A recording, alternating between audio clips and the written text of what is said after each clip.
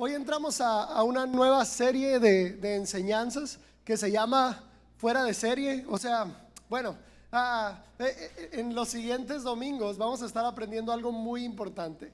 Vamos a estar aprendiendo acerca de quién eres en Cristo.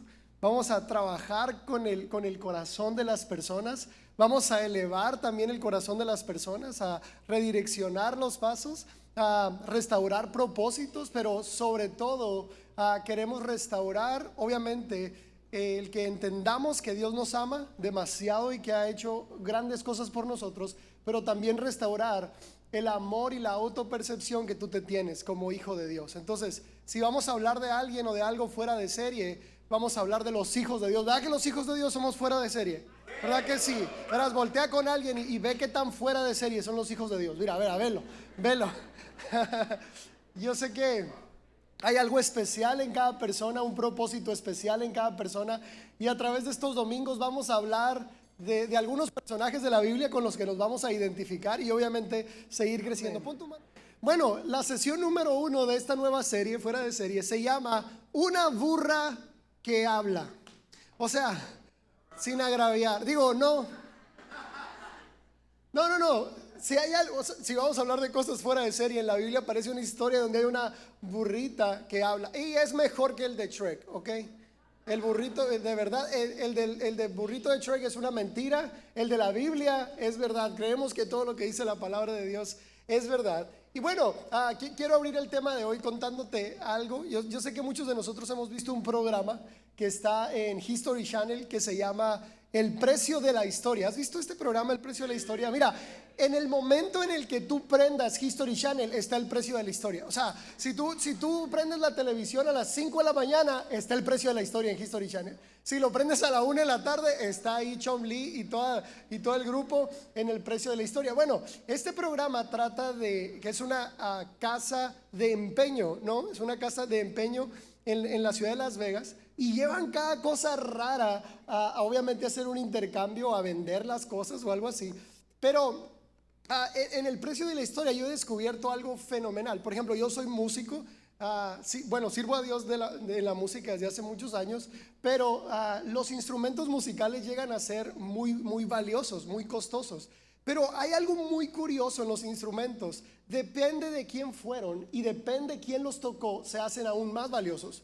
O sea, tú puedes comprar una guitarra X y bueno, con un determinado precio, pero si esa guitarra fue de alguien famoso, si esa guitarra la tocó alguien famoso y tiene marcas de que alguien famoso o pruebas de que alguien famoso la tocó, ese instrumento vale muchísimo, muchísimo más. O sea, llega a costar millones un instrumento solamente porque un famoso lo tocó. Entonces, en algún momento me tocó que una persona fuera a llevar una guitarra eléctrica y le dieran un precio X, $1,000 por la guitarra. Era una buena guitarra. Para costar $1,000 es que es una buena guitarra. Pero programas después, alguien llevó la misma guitarra, pero que había tocado alguien famoso, que había tocado un guitarrista famoso, y esa guitarra costó mucho, mucho, mucho más dinero. O sea, era exorbitante la diferencia solamente porque alguien había tocado esa guitarra. Y te lo comentaba, si tiene marcas de que alguien la tocó, si tiene marcas de uso, es más, si se le cayó al guitarrista famoso, vale más. ¿Sí me explico? O sea, si tiene así como tallones o marcas de uso, aún vale mucho más. ¿Y a qué voy con esta historia? Es algo simple.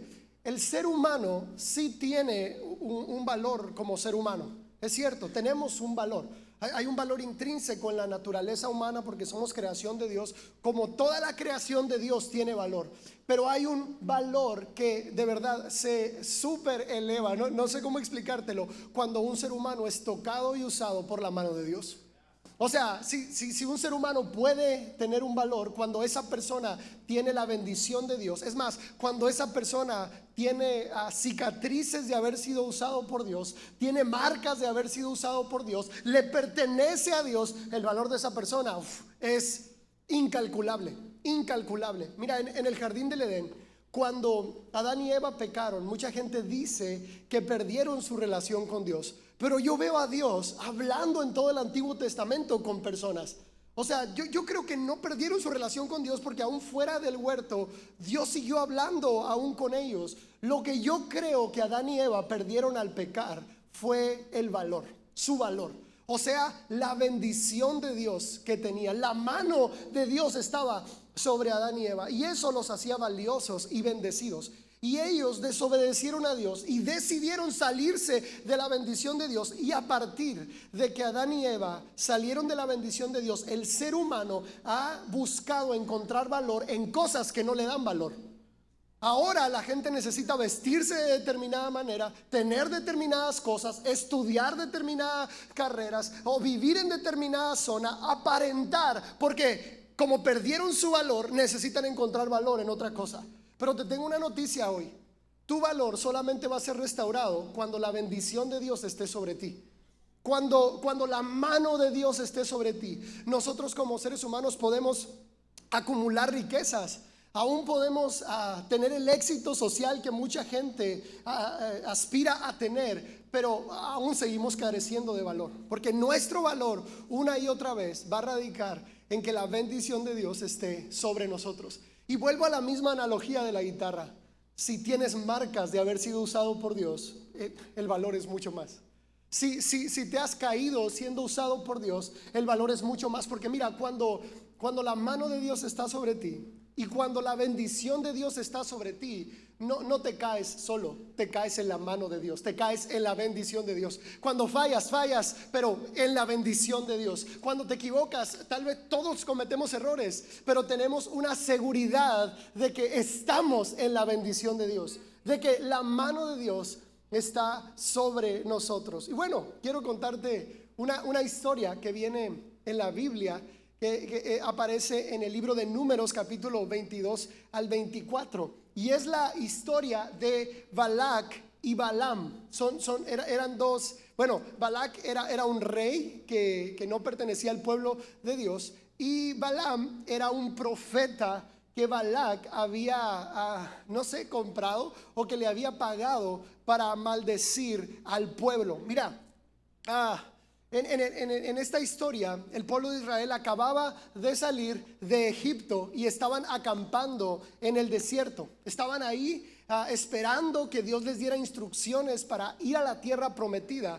Pero los pueblos que estaban en esa zona entre Egipto y la tierra prometida, aún los pueblos de la tierra prometida, temblaban al oír las historias de cómo Dios había librado a su pueblo de sus enemigos. En toda esa región se empezó a escuchar que Dios había abierto el mar para ellos, que Dios había enviado 10 plagas a Egipto, que Egipto había quedado destrozado por la mano de Dios, que Dios seguía alimentando a su pueblo a través del maná y el agua. Entonces todos los pueblos vecinos temblaban de miedo. Así dice la Biblia, que el rey Balac y su nación tenían mucho miedo del pueblo de Dios. Y quiero empezar por ahí. Cuando la bendición de Dios está de tu lado, tus enemigos tiemblan. Cuando la bendición de Dios está contigo, tus enemigos tiemblan. Una vez alguien me decía: pastor, en las noches yo tengo mucho miedo. Siento como espíritus que andan en mi cuarto y siento que me hacen cosas y siento como cosas del diablo. Sí, has escuchado esas historias. Siento así como cosas, como espíritus raros, pastor, y no sé qué hacer. Tengo mucho miedo, me decía. Y yo me acuerdo haberle dicho: ¿sabes qué? Tus enemigos te tienen más miedo a ti.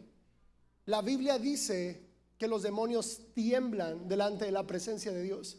Y la presencia de Dios está en los hijos de Dios. Tal vez a ti y a mí como ser humano, como seres humanos, las cosas espirituales que no vemos o que no podemos percibir al 100% nos pueden causar temor. Pero la realidad es que tus enemigos tiemblan. La realidad es que los malos espíritus, escucha, los malos espíritus tiemblan delante de un hijo de Dios. Y bueno, la historia sigue. El rey Balac le lleva ofrendas al profeta Balaam. Se parecen mucho, ¿no? Sígueme en la historia. Le lleva ofrendas al profeta para que maldiga al pueblo, porque le dice: le tengo tanto miedo al pueblo de Israel que necesito que lo maldigas. La primera vez que el rey Balac manda mensajeros, Dios le habla a Balaam, al profeta, y le dice las palabras que están en Números 22:12. Entonces dice así, entonces Dios le dijo a Balaam: no vayas con ellos, o sea, con los príncipes de Balac, ni maldigas al pueblo, porque es bendito. O sea, la primera vez que se le pide a Balaam que maldiga al pueblo, Dios le dice: no vayas, ¿para qué vas? El pueblo es bendito, digas lo que digas, no va a pasar nada. O sea, aunque lo maldigas, el pueblo es bendito, no vayas, tu trabajo va a ser inútil. Entonces el profeta despide a los príncipes de aquella nación, pero el rey Balac manda más regalos y manda príncipes más distinguidos a llevarle mejores cosas al profeta. Y ahí vienen de vuelta otra vez, ¿no? Y le dicen: mira, el rey Balac dice que por favor le maldigas al pueblo. Yo me imagino así a los principales, ¿no? Por favor, o sea, tenemos tanto miedo de que acaben con nosotros. Maldice al pueblo, y le llevan más regalos y le llevan todo.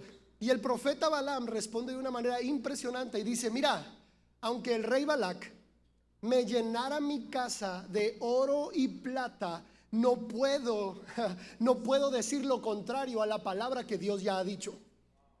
Aunque me dieran, fíjate, aunque me dieran muchas riquezas, yo no puedo contradecir la palabra que Dios ha dicho. Algo me parece impresionante aquí. Un rey que no creía en Dios conocía el poder de la bendición y la maldición. Un rey, Balac, no conocía a Dios, pero sabía el poder de la bendición y la maldición. Por eso había buscado a un profeta, y por eso le había llevado, dice la Biblia, que honra para que el profeta pudiera hacer su trabajo. Y bueno, en una de tantas veces que los principales van a convencer a Balaam de que maldiga al pueblo, Dios le dice: está bien, ve con ellos, pero yo te voy a decir lo que tengas que hacer. Dice la Biblia que el profeta ensilla a una burrita y empiezan, sí, ensilla una burrita y empiezan camino a una colina alta donde se veía el pueblo, y de ahí iba a extender sus manos hacia el pueblo. Pero cuando iban de camino, dice la palabra de Dios que el ángel del Señor se le puso enfrente a Balaam. Se hizo presente en medio del camino, pero nadie pudo ver al ángel, solo la burrita. Y dice la historia que voy a hacer como si yo fuera la burrita, ¿ok? Solo voy a hacer. ¿De acuerdo? Dice la historia que la burrita llevando a Balaam se hacía para un lado, y que Balaam la golpeó, la azotó, y luego que se movía porque el ángel de Jehová la quería detener, y la burrita lo podía ver. Y dice que llegaron a un camino muy angosto donde había pared por los dos lados, y llegó el punto en que la burrita ya no podía hacerse a ningún lado y aplasta la pierna del profeta contra uno de los muros, y ahí ellos caen al suelo y Balaam empieza a azotar a la burrita. Y dice la Biblia que en ese momento Dios le abre la boca a la burrita y habla. El susto que se ha de haber pegado a Balaam. O sea, yo me pongo a pensar en Balaam. Imagínate, o sea, voltea a la burrita y le dice: ¿por qué me azotas? ¿Qué no ves al ángel del Señor que está enfrente de nosotros? Le dice: ¿tú crees que este comportamiento que yo estoy teniendo es mi comportamiento normal? Así le dice: te he servido por sabe cuánto tiempo y te he servido fielmente, y ahorita me estoy portando así porque el ángel del Señor está enfrente. Nada de que...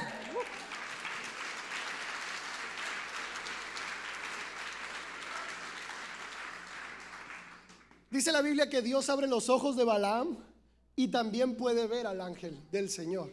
También puede ver al ángel de Dios con él. Y fíjate, lo curioso es que Dios permite que Balaam llegue al lugar donde iba a maldecir al pueblo. Pero ellos conocían la forma en que una bendición o una maldición se puede hacer real. Primero, el rey pagano Balac había llevado ofrenda al profeta para que el profeta hiciera su trabajo. Primero. Segundo, antes de decir la maldición, el profeta Balaam había levantado holocausto a Dios. Había obviamente dado ofrenda a Dios para poder maldecir al pueblo. Pero después, escucha, después de la primera vez, porque hubo varios intentos, levanta holocaustos. Entonces el profeta Balaam intenta maldecir al pueblo, pero dice estas palabras, Números 23:8, y lee conmigo. Dice, imagínate Balaam así, el pueblo enfrente de él, y en lugar de maldecirlo dice: ¿cómo puedo maldecir a quien Dios no ha maldecido? ¿Cómo puedo condenar a quienes el Señor no ha condenado? No pudo hacerlo. No pudo hacerlo. Entonces voltea con el rey y el rey se enoja tanto y le dice, bueno, si no los vas a maldecir, por lo menos no los bendigas, les dice. Porque cada vez que Balaam intentaba maldecir al pueblo, salía una bendición de su boca. Y fíjate, después de eso el rey le dijo, te voy a llevar a una colina aún más alta, te voy a dar más dinero, vamos a poner más holocaustos, a ver si puedo maldecir al pueblo. Eso lo intentan varias veces, y cada vez que Balaam levantaba sus manos solamente bendecía al pueblo. Una de las veces les dijo, bendeciré a los que te bendijeran y a los que te maldijeran maldeciré. Otra de las veces dijo, de tu simiente Israel vendrá un Salvador, que él pondrá fin a toda la maldad del mundo. Mira, eso hace 6,000 años atrás. Aún Balaam profetizó de Cristo Jesús en ese momento cuando el pueblo estaba saliendo libre. Y bueno, la historia sigue, la historia siguió. El rey lo llevaba cada vez a un lugar más alto y a otro lugar. Esto ocurrió 4 veces. Las 4 veces, en ninguna ocasión Balaam pudo maldecir al pueblo, y da una última bendición al pueblo de Israel que viene en Números 23 del 19 al 20, y dice así: Dios no es hombre para que mienta, ni hijo de hombre para que se arrepienta. Él dijo y no lo hará, habló y no lo ejecutará. He aquí, he recibido orden de bendecir. Él dio la bendición y nunca podré revocarla. O sea, lo que el hombre intentaba hacer nunca puede más que lo que Dios ya dijo. Lo que el hombre pueda, la palabra que el hombre pueda levantar en contra de ti, en contra de tu familia, en contra de quien sea, lo que cualquier enemigo que se levante en contra de ti haya dicho de ti, nada ni nadie puede revocar la palabra de Dios sobre tu vida. Y esto me encanta porque nadie puede maldecir lo que Dios ha bendecido. Nadie puede levantarse en contra del pueblo de Dios, de los escogidos de Dios. Obviamente, dice la Biblia, que nuestro enemigo anda como león rugiente buscando a quien devorar.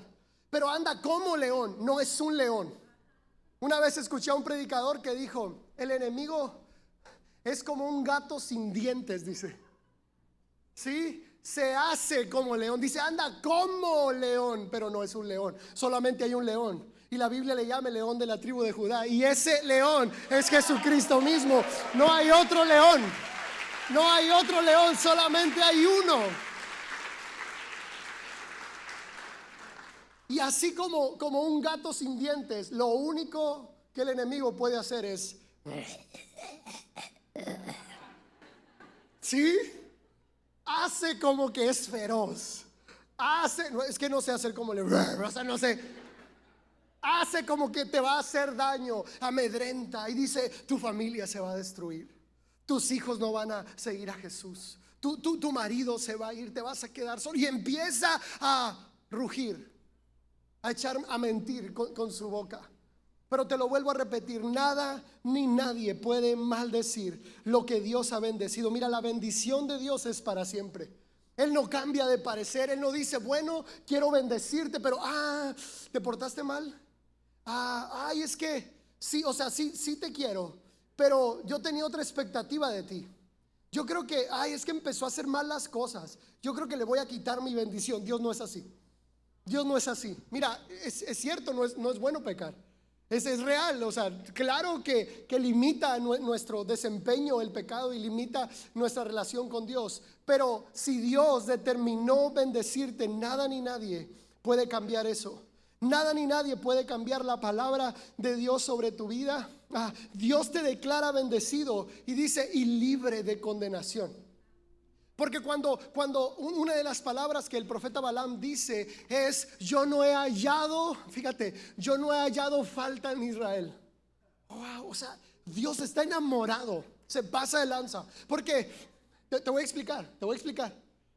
Porque yo he orado y le he dicho, Dios, la iglesia, es que tú no sabes cómo es. Hablan mal y luego a veces no son tan generosos y yo de llorón, ¿verdad? Sí, ¿me perdonan? De víctima. Señor, ¿qué voy a hacer con este pueblo? Yo me siento así bien. Y Dios empieza a decirme, es mi amada. Ellos son perfectos para mí. ¿Qué me estás diciendo de ellos? Y yo, nada, Señor, nada. Yo no les veo defecto, me dice. La sangre de mi hijo ha sido rociada sobre ellos. Por lo tanto, no hay maldición, no hay nada sobre ellos. Y yo, ¡ah! Y mira, yo creo eso. Pero también tengo una tarea como pastor. ¿Y sabes cuál es? Prepararte para cuando Cristo regrese. Él está enamorado. Y la verdad, la gente enamorada a veces nos cegamos. Es la verdad, o sea, cuando estás enamorado, tú ves a tu pareja perfecta, inmaculada, sin mancha, sin defecto, ¿sí? ¿O no? Si no pasa eso, es bueno.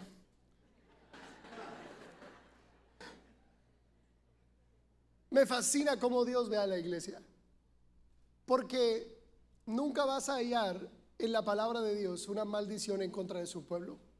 Una de las veces o una de las ocasiones más difíciles para el corazón de Dios es en el libro del profeta Oseas, donde Dios se cansa de la situación y de la desobediencia de su pueblo y dice: ay, Israel, desde pequeño te tomé de mis manos, te he mantenido vivo, te he cuidado toda la vida, he provisto para ti. Es la historia de todos, pero aún así decidiste desobedecerme. Y Dios empieza a tener una conversación con él mismo fascinante, porque dice: no te mereces mi perdón, no te mereces mi amor, y quisiera abandonarte, pero luego dice: no puedo abandonarte. Mi compasión entera está inflamada dentro de mí, no puedo abandonarte. Y empieza a cambiar sus palabras, y empezamos a leer palabras llenas de amor y llenas de bendición. Y cuando hablo de que Dios no puede maldecir, nadie puede maldecir lo que Dios ha bendecido, quiero contarte una historia rápidamente. Hace algunos años, cuando Adulam empezó en un contexto duro, y hasta la fecha hemos sido una iglesia que ha crecido en contra de la crítica, en contra de la señalización, en contra de muchas cosas. Nos hemos atrevido a romper estereotipos religiosos, ideas religiosas, y nos hemos atrevido a salir de nuestra zona de comodidad para iniciar una iglesia como la que tú ves hoy. Hemos perdido amigos, familia, y hemos dejado muchas cosas atrás por hacer una iglesia como esta. Pero en el proceso fue tan duro que en una ocasión un grupo de personas se estaba juntando a orar para que Adulam no prosperara. Se estaban juntando a orar al mismo Dios, ¿escuchaste? Iban a la presencia de Dios y le decían: Dios, que Adulam no prospere, es que Adulam no es un proyecto tuyo, es que lo están haciendo mal, es que están fuera de tu voluntad, están fuera de tu propósito, es que no pueden, no los prosperes, imagínate personas orando por eso. Y Dios nos da una visión en un momento. Nos da una visión veíamos a estas personas orando, y de repente la visión empezó a aclararse y vimos cómo esas personas se convertían o sea, estaban orando y de repente en la visión se convertían como en brujas, ¿sí? O como en brujos, o como en personas que sirven al enemigo. Y en la visión yo le decía a Dios: ¿cómo está pasando eso? ¿Cómo si están orando en un instante se convierten en siervos del enemigo?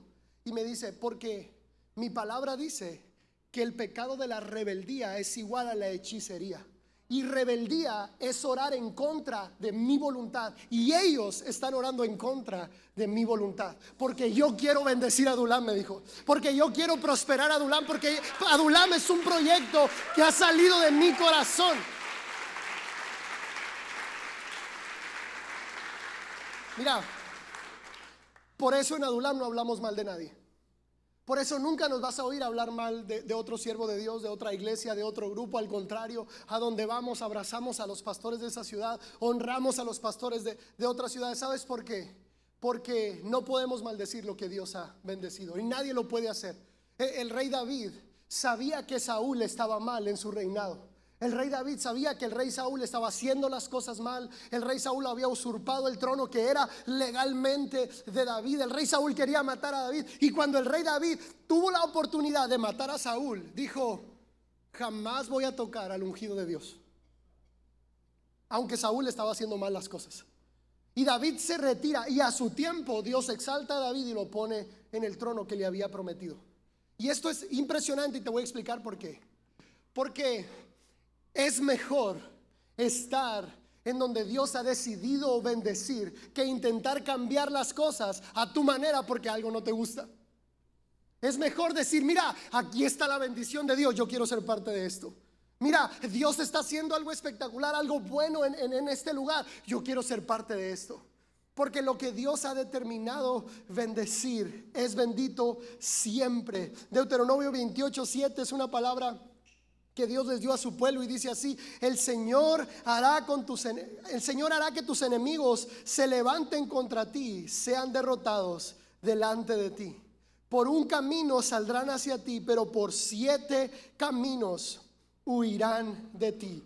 Te lo decía hace un momento, el enemigo tiene más miedo que nosotros. O sea, si nosotros podemos experimentar en algún momento miedo de las circunstancias difíciles, nuestros enemigos tienen mucho más miedo. Romanos 8:31 dice: si Dios es por nosotros, ¿quién contra nosotros? Ven Carlos tantito, quiero poner el ejemplo. Mucha gente interpreta este verso como: si Dios es conmigo, ¿quién contra mí? Esto es que Dios esté contigo. Está contigo, ¿sí? Pero este texto dice: Dios está ¿qué? Por nosotros. ¿Sabes qué significa eso? Que Dios hace esto. Dios está. Es bien romántico el pastor Carlos. ¿Sabes qué significa Dios está por mí? Él da la cara por mí.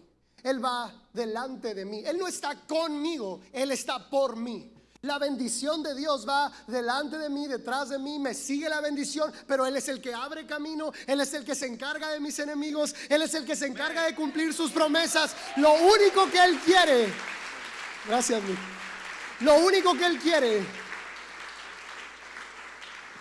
es que tú y yo valoremos su bendición. Porque estar bajo su bendición es lo mejor que nos puede pasar. Porque se pueden levantar enemigos. Mira, no solamente personas han orado para que Adulam se caiga. Nuestro enemigo, porque las fuerzas de la oscuridad también son reales, ellos también se han levantado en contra de nosotros. También han lanzado maldiciones en contra de Adulam. También han hecho cosas, trabajos que ellos hacen para maldecir esta casa, para maldecirnos a nosotros como líderes, para impedir lo que Dios está haciendo en esta casa. Pero escucha, después de 6 años, después de ataques, después de gente que ha venido y que ha querido destruir esta casa, seguimos en pie, porque lo que Dios determina bendecir, nada ni nadie lo puede parar, y nada ni nadie lo puede detener. Esa es una realidad. Salmo 118:6 dice: el Señor está conmigo, no temeré lo que me pueda hacer el hombre. Si Dios está contigo, ni aún una persona puede hacerte daño. Tú debes mantener tu confianza en Dios, tú debes mantener tu confianza puesta en Él. Él está contigo. Porque han sido años complicados, por todos lados. Hemos recibido como formas de desánimo por todos lados, pero una de las más fuertes fue una de las veces que fuimos amenazados de muerte. Tal vez la persona ni sabía que éramos pastores, pero empezaron a amenazarnos de muerte. En algún momento hubo personas que vinieron aquí a la casa, escucha esto, armados aquí, se sentaron en una de esas sillas y venían cada domingo con el plan de hacernos daño. Se sentaban ahí, estaban en la alabanza, estaban en la predicación y estaban esperando el momento de hacerme daño.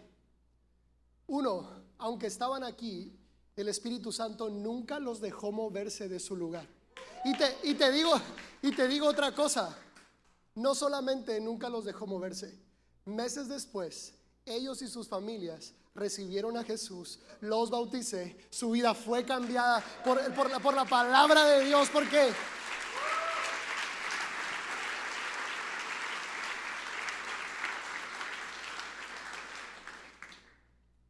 Porque otra vez, nadie puede cambiar la palabra que Dios ha determinado. Nadie puede revertir la bendición de Dios. Y ahora yo quiero aplicarlo a ti, porque sí, esto aplica para todos. Puedes estar bajo amenaza.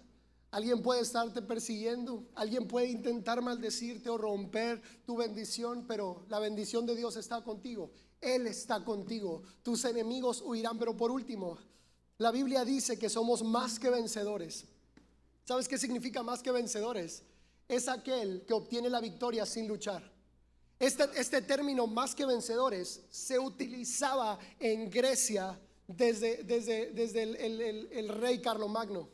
Porque cuando el rey salía a la batalla, cuando el rey iba y ganaba la batalla, cuando obviamente había muerte, había gente o soldados que quedaban en el campo de batalla, pero cuando ganaban la batalla y volvían, el ejército era un ejército vencedor. Pero las familias se les llamaba más que vencedores, porque las familias no habían tenido que salir a luchar. Porque la esposa, los hijos o aún los hombres que se habían quedado en la ciudad habían recibido la victoria sin necesidad de ir a luchar. Por eso se les llamaba más que vencedores. Y la palabra de Dios nos llama, ¿cómo nos llama? Somos más que vencedores por medio de Cristo Jesús, porque Él luchó las peores batallas de nuestra vida. Claro que hay situaciones que nosotros debemos pasar, pero a comparación de lo que Dios nos ha librado, las batallas que Él ha luchado por nosotros son impresionantes. Y quiero leerte Colosenses 2 del 13 al 16. La banda puede pasar, por favor. Dice así: ustedes estaban muertos a causa de sus pecados. Entonces Dios les dio vida con Cristo al perdonar todos nuestros pecados. Él anuló el acta con los cargos que había contra nosotros y la eliminó clavándola en la cruz. De esta manera desarmó a los gobernantes y a las autoridades espirituales y los avergonzó públicamente con su victoria sobre ellos en la cruz. Por lo tanto, no permitan que nadie los condene. Yo creo que es un...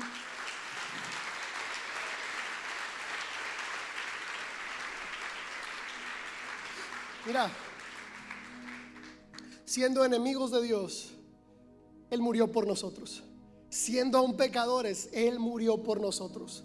Y no solo eso, sino que luchó y ganó la batalla más grande que alguien podía haber luchado. Y era la batalla por nuestra libertad. Había un acta de los decretos que nos era contraria, pero Cristo Jesús la clavó en la cruz. En la cruz, donde el enemigo creyó que lo había vencido, Jesús estaba exhibiendo a sus enemigos públicamente. Jesús estaba diciéndole al mundo que Él había ganado la batalla. Estando colgado en la cruz, Jesús dice, consumado es. ¿Sabes qué significa eso? Terminé. El precio ha sido pagado. La vergüenza de mis hijos ha sido quitada. La maldición de mis hijos ha sido quitada. La enfermedad ha sido quitada. La pobreza ha sido quitada. Todo lo que antes el enemigo les había hecho, hoy se los regreso multiplicado.